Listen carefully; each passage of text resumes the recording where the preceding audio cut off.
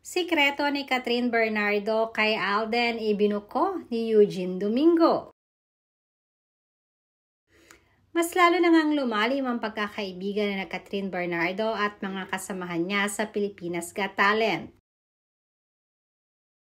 At syempre, isa sa naging super ka-close ngayon ni Catherine ay si Eugene Domingo, na hindi rin naman matatawaran ang naging kontribusyon sa pelikulang Pilipino. Isa sa dahilan kaya napili rin siya na maging judge.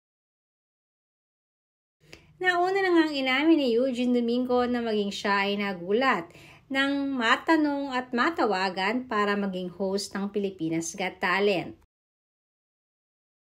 Very vocal at open naman si Eugene nang sabihin na ito ay dahil na rin kay Catherine Bernardo. Si Catherine daw talaga kasi ang humiling kay FMG at ang bumubuo ng Pilipinas Got Talent Management na kunin siya bilang isa sa mga host.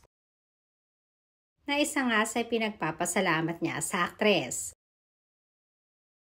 Hindi naman nabigo ang mga netizens dahil isa na nga siya sa kinaaliwan ng mga netizens ngayon.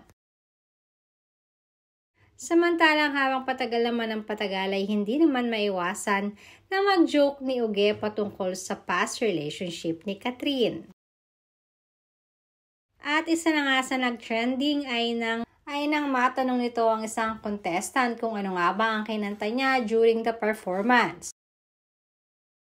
Nagulat nga ang mga netizens sa judges nang sabihin ang title na "Nagloko ka rin naman".